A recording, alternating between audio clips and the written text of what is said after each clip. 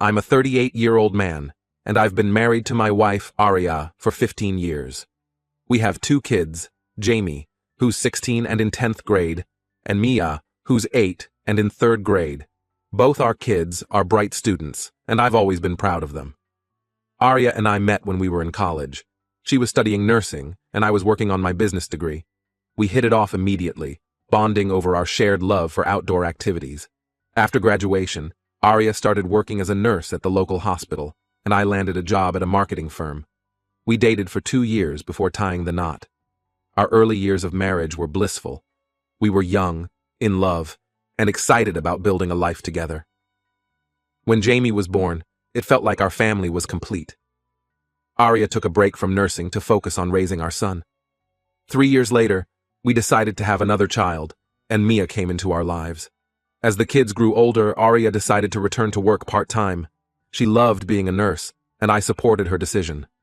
We managed to balance our careers and family life pretty well. Weekends were always reserved for family time. We'd often go to our farmhouse, which we bought as a getaway place 5 years ago. The kids loved fishing in the nearby lake, and we'd spend hours playing board games or just talking. Life was good, and I felt blessed. Aria was not just my wife, but my best friend. We shared everything, from our daily work stories to our deepest fears and dreams. I thought I knew everything about her, but I was wrong. It all started about 2 months ago.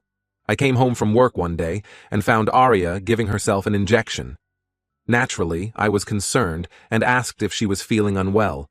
She brushed it off, saying it was just a cobalamin injection for energy boosting. Given her background as a nurse, I didn't think much of it at the time. However, over the next few weeks, I noticed subtle changes in Aria's behavior. She seemed more withdrawn, often lost in thought. Our conversations became shorter, and she started spending more time alone in our bedroom. I chalked it up to work stress or maybe some health issues she wasn't ready to discuss yet. Then, about 3 weeks ago, Jamie came to me with a worried look on his face. He said, "Dad, I think something's wrong with Mom.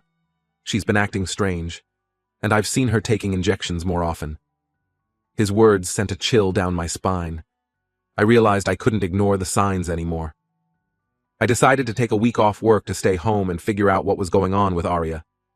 The next day, I went to the office as usual, but returned home after just 2 hours, having arranged for leave. I used my spare key to enter the house quietly, not wanting to disturb Aria if she was resting. Nothing could have prepared me for what I saw when I opened our bedroom door. Aria was in bed with another man. They scrambled to cover themselves when they saw me. The man, whoever he was, grabbed his clothes and bolted out of the house before I could even process what was happening. I stood there, frozen, staring at Aria. She started rambling, trying to explain, but I couldn't hear anything over the roaring in my ears. My wife, my best friend, the mother of my children, had betrayed me in the worst possible way. When I finally found my voice, I asked her what was going on. She broke down, admitting that she had been using drugs and that this was just a moment of weakness. I couldn't believe what I was hearing. Drugs? Cheating? This wasn't the Aria I knew and loved. She told me that the injections I'd seen her taking weren't medications but drugs. I felt sick to my stomach. How long had this been going on? How could I have been so blind? Then she dropped another bombshell. She was pregnant. She claimed the baby was mine, but given what I'd just witnessed, I couldn't trust anything she said anymore. I demanded a paternity test. The next few days were a blur. I moved into the guest room, unable to look at Aria without feeling a mix of anger, betrayal, and heartbreak. We told the kids we were going through some adult problems and tried to keep things as normal as possible for them. When the paternity test results came back, my world shattered all over again. I wasn't the father. Aria begged for forgiveness, offering to abort the baby and swearing she'd never cheat again. But the trust was gone. I couldn't look at her without seeing her in bed with another man. I filed for divorce. It wasn't an easy decision, especially considering our kids, but I couldn't stay in a marriage built on lies. Aria moved out to stay with her parents. I hired a maid to help look after the kids while I was at work, and I've been doing my best to give them extra attention and love. It's been tough explaining the situation to Jamie and Mia. They're confused and hurt, and it breaks my heart to see them struggling. I'm trying to be both mother and father to them now, but it's not easy. I'm still processing everything that's happened. Some days, I wake up hoping it was all a bad dream. But then reality hits and I have to face another day in this new, broken version of my life. I don't know what the future holds, but I'm determined to be strong for my kids. They're my priority now, and I'll do whatever it takes to make sure they feel loved and secure. As for Arya, I don't know if I'll ever be able to forgive her. Right now, I'm just focused on getting through each day and rebuilding our lives, one step at a time. First update. It's been about 6 months since I discovered Arya's infidelity and drug use, and subsequently filed for divorce. These months have been a roller coaster of emotions and challenges, but I'm slowly finding my footing in this new reality. Arya hasn't made things easy. For weeks after moving out, she called incessantly, begging for forgiveness and another chance. I had to block her number for my own peace of mind. She then started showing up at my workplace, causing scenes that were embarrassing and disruptive. My boss was understanding, but I could tell my colleagues were gossiping. I finally had to tell both sets of parents what had happened. My parents were devastated but supportive.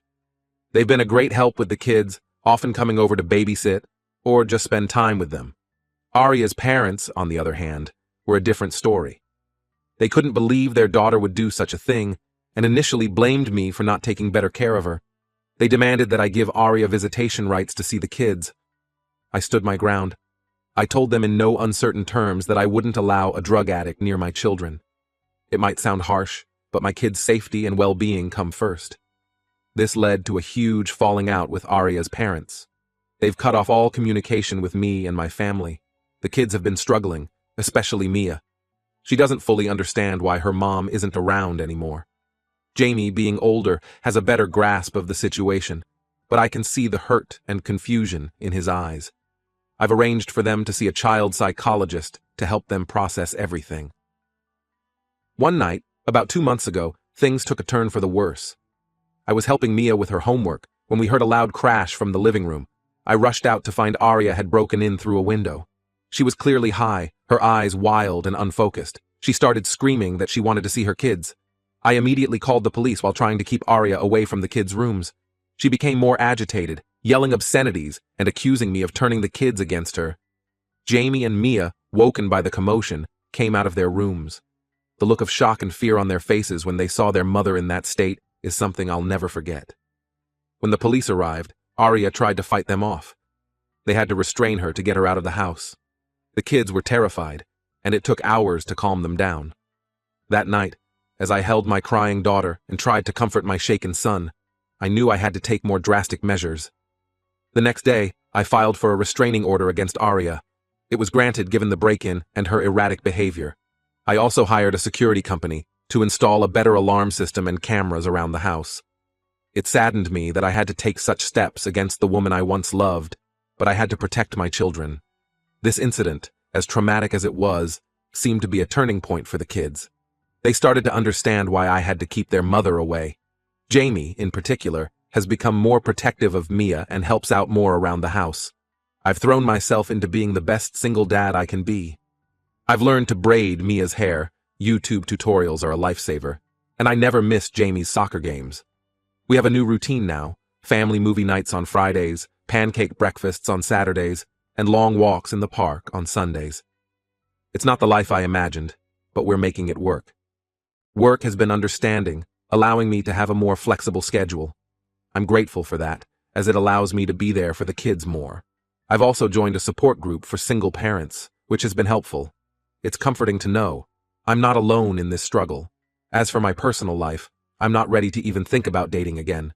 My focus is entirely on my kids and healing. Some friends have suggested I try therapy, but I'm not there yet. For now, I'm taking it one day at a time, trying to rebuild our lives and find a new normal. The road ahead is still long and uncertain, but I'm determined to make it through for my kids. They deserve all the love and stability I can give them. And slowly, day by day, we're healing and moving forward. Second update. It's been a year since my world turned upside down, and I'm writing this update from a place I never thought I'd be. A place of cautious hope. About 3 months ago, I received a call from Arya's sister. She informed me that Arya had finally agreed to enter a rehabilitation program. The news stirred up a mix of emotions: relief, anger, sadness, and a tiny flicker of hope. Not hope for reconciliation, but hoped that maybe, just maybe, my kids might one day have a healthy relationship with their mother. I decided not to tell the kids about Aria's rehab immediately. They were just starting to settle into our new normal, and I didn't want to disrupt that fragile peace. Jamie had joined the school's debate team and was thriving. Mia had made new friends in her art class and was always excited to show me her latest creations. Seeing them smile again was the best part of my days. Then, about a month ago, something unexpected happened. I ran into Emily, one of Aria's closest friends, at the grocery store. I hadn't seen or spoken to her since the divorce. She asked if we could talk, and against my better judgment, I agreed to meet her for coffee. What Emily told me shook me to my core. She revealed that the man Aria had cheated with was her ex-boyfriend from college. Apparently, Aria had bumped into him while shopping about a year and a half ago.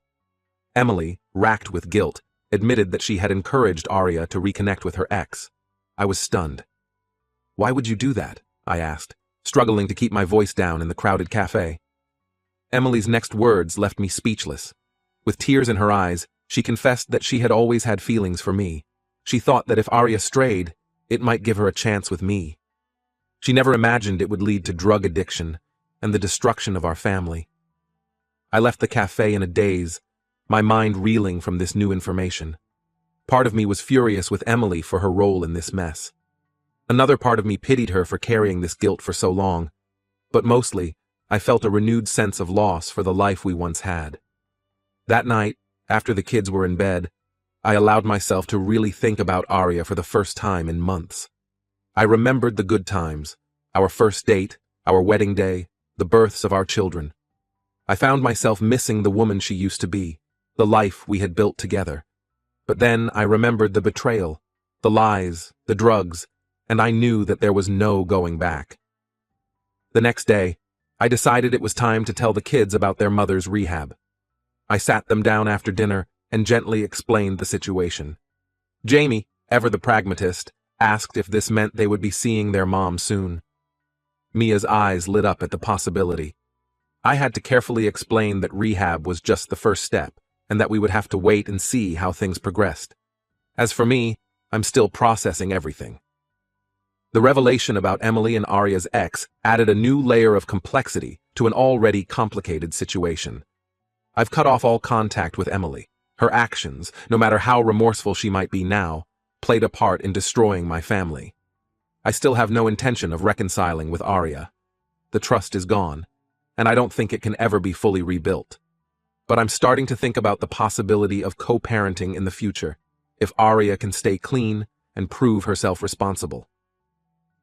For now, I'm continuing to focus on the kids and myself. I've started jogging in the mornings. It helps clear my head and gives me some much-needed alone time.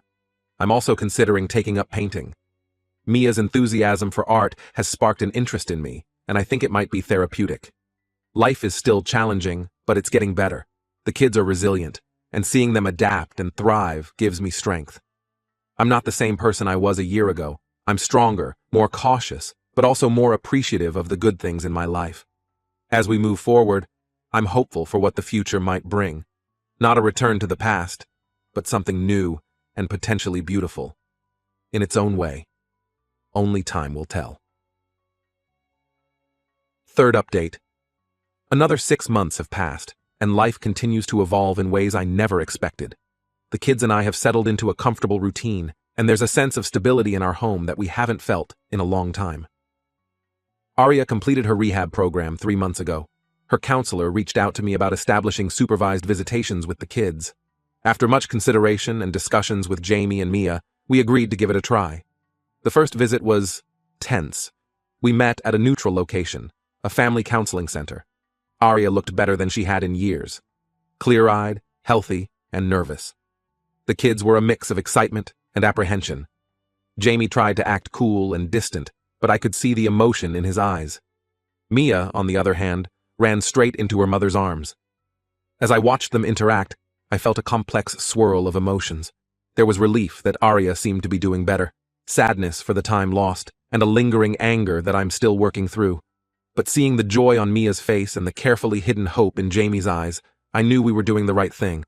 We've had a few more visits since then, always supervised. Aria is trying hard to rebuild her relationship with the kids. She's sober now, attending NA meetings regularly, and seems committed to her recovery. It's a day-by-day process, and I'm cautiously optimistic. As for me, I've started painting classes.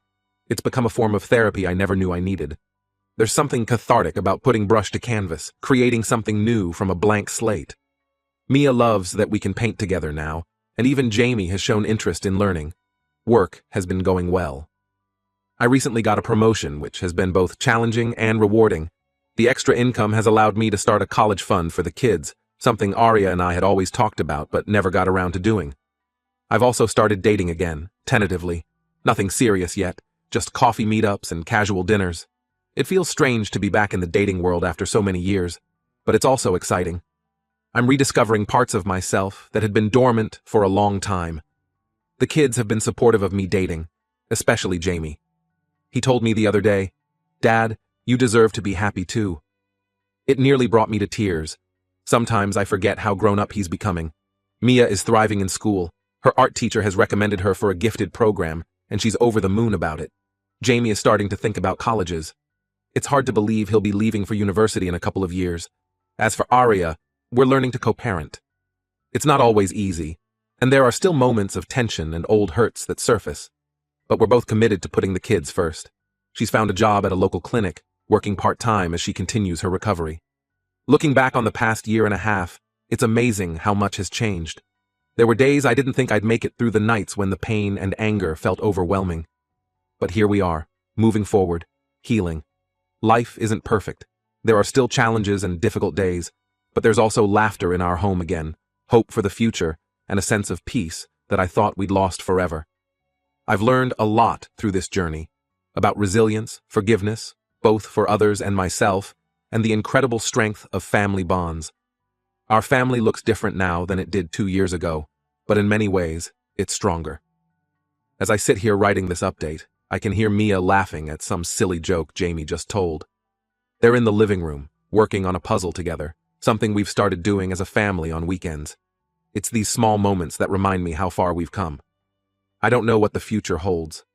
Arya's recovery is ongoing, and we're taking things one day at a time with the co-parenting arrangement.